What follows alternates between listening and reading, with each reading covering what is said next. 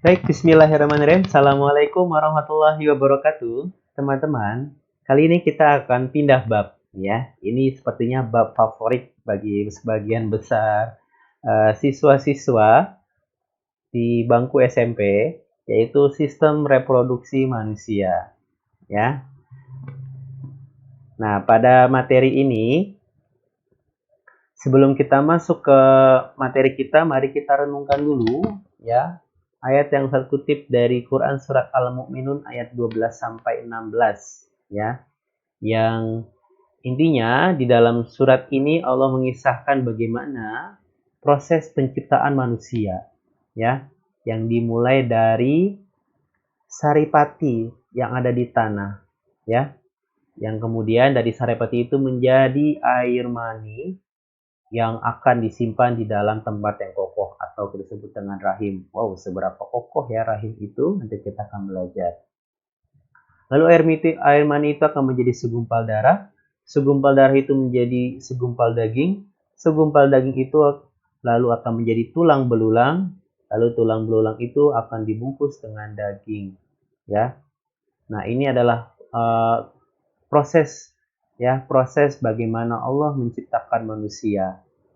Dan kita akan pelajari ini ya. Kita akan pelajari bagaimana prosesnya yang ilmunya sudah Allah berikan kepada kita ya. Mudah-mudahan setelah kita belajar ini kita akan jadi lebih bersyukur dan lebih memaknai bagaimana proses penciptaan manusia.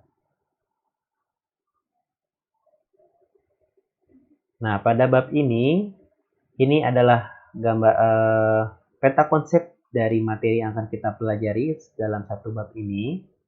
Kita akan mulai dari sistem reproduksi manusia pada pria ya atau jantan.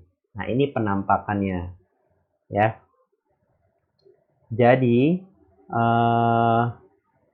kita bisa melihat di sini organnya ada apa saja, ada penis, ada uretra, ada vasa deferentia, ada kantung kemih, ada ureter, ada vesicula seminalis, saluran ejakulasi, kelenjar prostat, ya.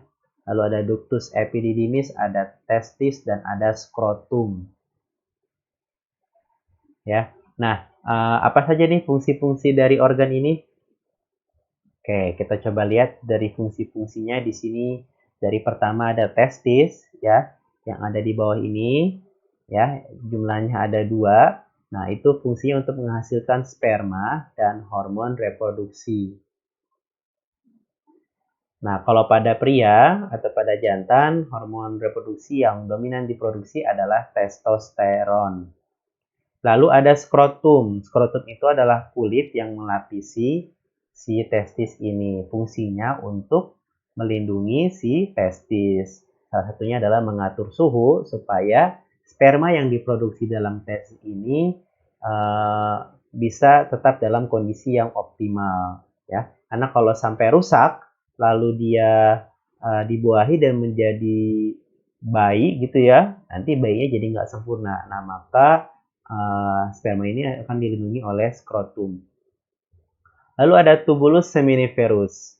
Ya, ini adalah saluran dari testis ya, yang nantinya kalau spermanya sudah diproduksi di dalam tubulus ini akan dibentuk lagi menjadi sperma yang lebih sempurna.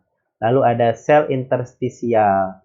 Ini adalah sel yang ada di testis yang berfungsi untuk menghasilkan hormon kelamin pria. Ada sel sertori juga. Nah, sel sertori ini adalah sel-sel yang ada di testis yang fungsinya untuk menyediakan makanan bagi sperma. Jadi sperma itu butuh makanan ya, butuh energi agar tetap hidup. Lalu ada penis. Nah, penis ini adalah alat yang di luar, eksternal gitu ya, yang fungsinya untuk alat kopulasi ya, selain untuk ekresi gitu ya, untuk membuang urin. Nah, ini juga adalah alat kopulasi atau untuk reproduksi, menyalurkan sperma agar bertemu dengan ovum yang ada di dalam organ kelamin betina. Ada juga vasa deferentia. Nah, vasa deferentia ini adalah saluran yang akan menyalurkan sperma ke kantung sperma. Lalu ada ductus epididymis. Nah, ductus epididymis ini tempat pematangan sperma juga, dan di sini juga akan disimpan ya, tempat penyimpanan sperma. Ini ya, ductus epididymis nih di sini. Nanti spermanya akan disimpan secara sementara di sana. Lalu ada kantung sperma juga, tempat menampung sperma.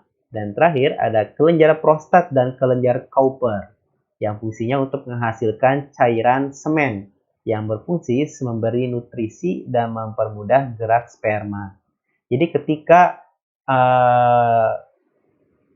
individu jantan itu melakukan ejakulasi, nah yang keluar itu tidak hanya sperma, tapi juga ada cairan semen yang isinya adalah nutrisi-nutrisi atau makanan bagi si sperma. Gitu ya. Nah, sampai di situ saja. Yang untuk materi selanjutnya akan kita eksplor lagi lebih dalam esok hari. Kita cukupkan dengan doa kafaratul majlis. Subhanaka Allahumma wa bihamdika asyhadu an la ilaha illa anta astaghfiruka wa atubu ilaik. Assalamualaikum warahmatullahi wabarakatuh.